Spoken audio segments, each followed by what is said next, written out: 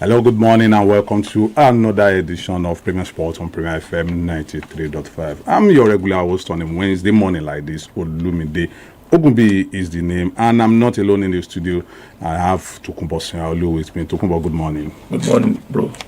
Yeah, we are going straight to the business today. We are starting from tennis, Roland Garros is still on over there in Paris, and a tearful Marta Kostyuk dedicated her French Open quarterfinal win against compatriot Elina Svitolina to Ukraine after she made history to reach the last four in Paris. The 23-year-old had lasted 7th seed Svitolina, who she earlier described as a legend of Ukrainian tennis, in a deciding set in the first major quarterfinals between two Ukrainian women in history. Kostyuk is the first Ukrainian woman in the Open era to reach the singles semi-finals at Roland Garros, and she achieved defeat with the ongoing Russian invasion of Ukraine never far from her mind. Kostyuk and Svitolina took to the court a day after a missile and drone attack killed at least 18 people across Ukraine.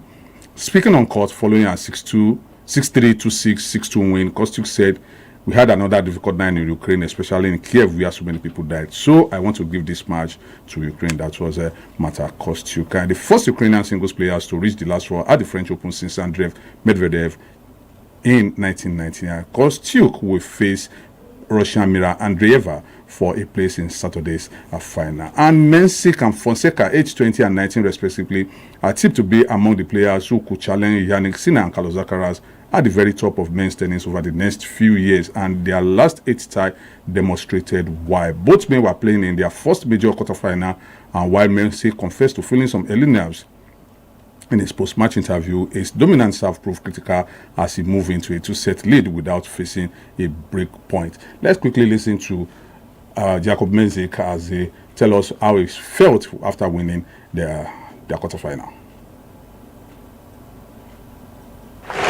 Yeah, thank you. I mean, I'm still in the match, a little bit. So, like you said, Joao, great guy, great competitor.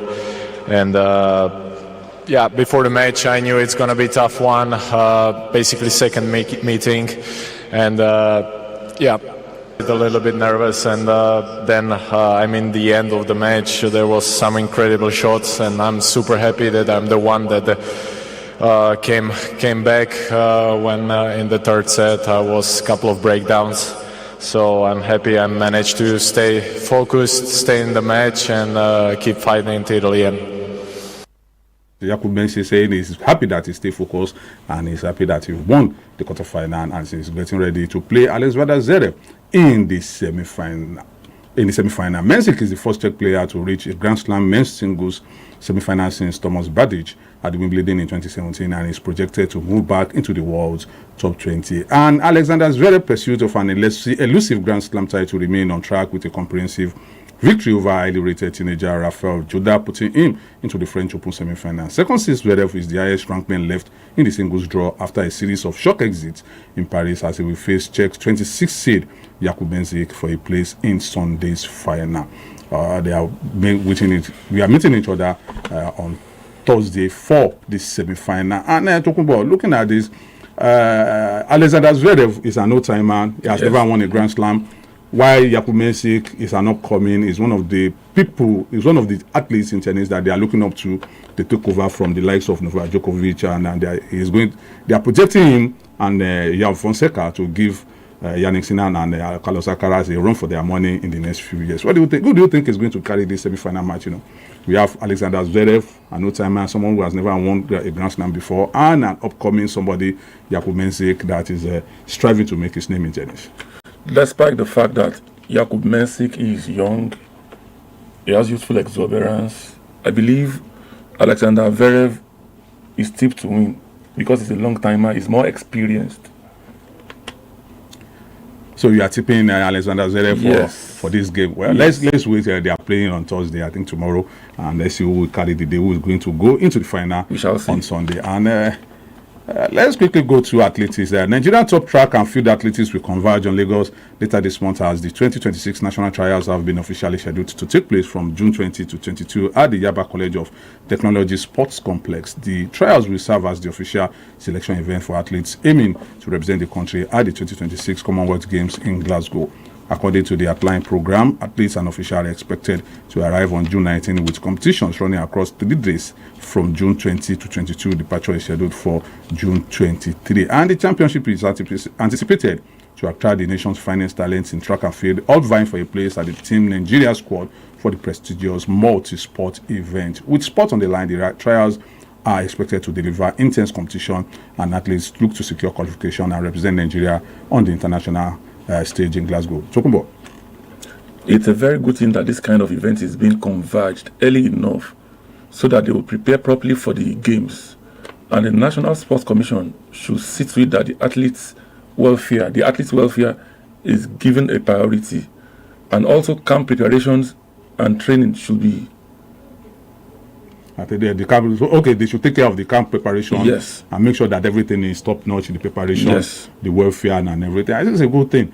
NSA, I hope you are listening. I think we need this thing because we can't go to Glasgow and not have medals, and you can only have medal when you have enough preparations and enough motivations for all the athletes that will be going to the Glasgow game, exactly, Commonwealth game in Glasgow. Let's go to football stories. Senegal were crowned champions of Total Energies CAF Under-17 African Cup of Nations Morocco 2026 after defeating Tanzania 4-2 on penalties following a trailing 1-1 draw in Tuesday's final at the Moulay El Hassan Stadium in Rabat. The young Lions of Teranga demonstrated remarkable resilience, discovering from an early setback before prevailing in a tense penalty shootout to secure their second continental title at under-17 level. The Tanzania made a dream start to the final when Hamis Chenga opened the scoring in the 7th minute, but the goal energized Tanzania, who maintained their composure and defensive discipline against the Senegalese side that gradually grew into the contest, while Senegal responded with sustained pressure, creating several opportunities through wide attacks and set pieces. But Tanzania goalkeeper Haji Abdullahi produced a series of important saves to preserve his size advantage before halftime, and Senegal emerged from the break with renewed urgency, dominating possession, pushing Tanzania deeper into their own half. Their persistence was eventually rewarded in the 64th minute when Suleimani Komisia fired a dangerous free kick was spilled by Abdullahi, allowing Ibrahim Dione to react quickest and convert the rebound from close range. And it ended 1-1, but during the penalties, Senegal were able to edge Tanzania. 4 penalties scored to 2 scored by Tanzania, and Senegal emerged the winner of the AFCON Under-17 Championship. Now, looking at this youth football, though Nigeria did not go, we didn't qualify. And it is particular competition that will determine those that will represent Africa at the World Cup. Now, Nigeria is not there, so we are not at the AFCON, and we are not going to the World Cup also of the Under-17, as we are not going to the World Cup that is starting later this month. Well, shame on Nigeria. So I say shame on Super Eagles. Shame on Super Eagles, not Nigeria. Shame on Super God bless Eagles. Nigeria. Now, looking at Tanzania now, what do you think about this tournament, this Under-17 competition? It's good that a non-strong football nation like Tanzania is coming up. It makes that more competitive. And for Tanzania to come second in the Under-17 competition, it shows that they are getting serious.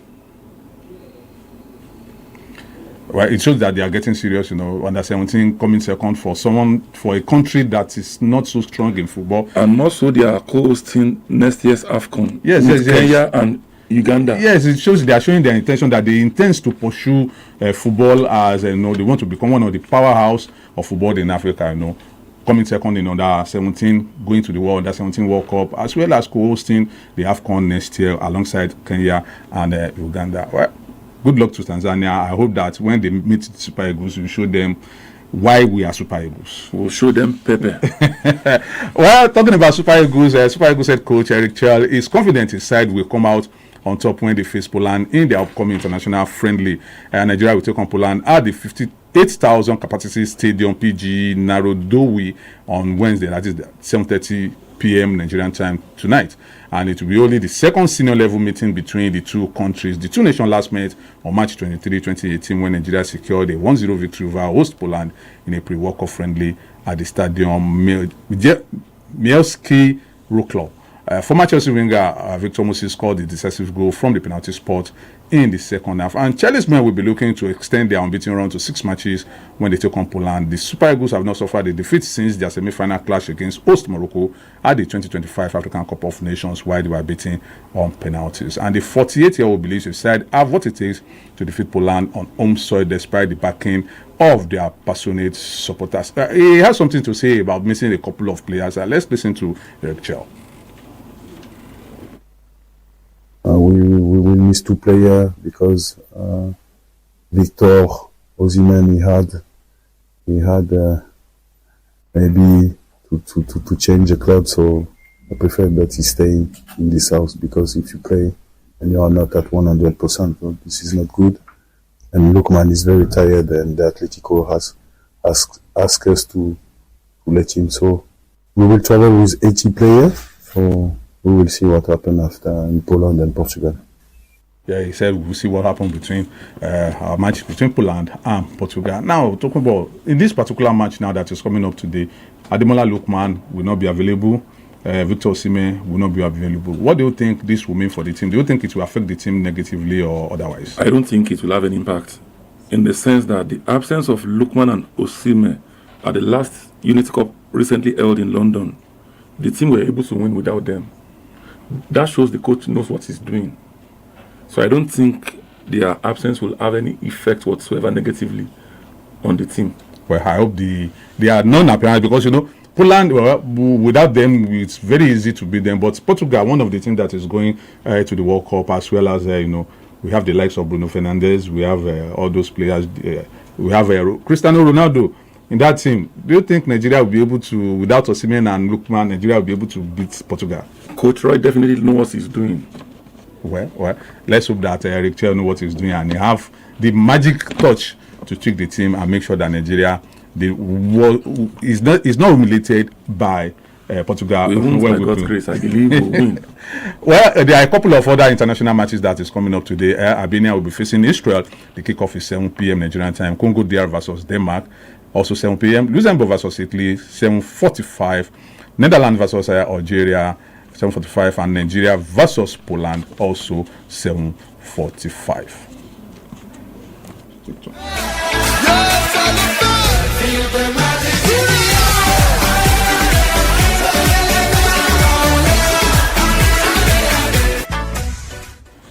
And that will be all on today's edition on Premier Sports on Premier FM 93.5. I'll be your host, Olumide Ogunbi. I did this with Tokunbo Sonyalu, and I say, do have a pleasant day.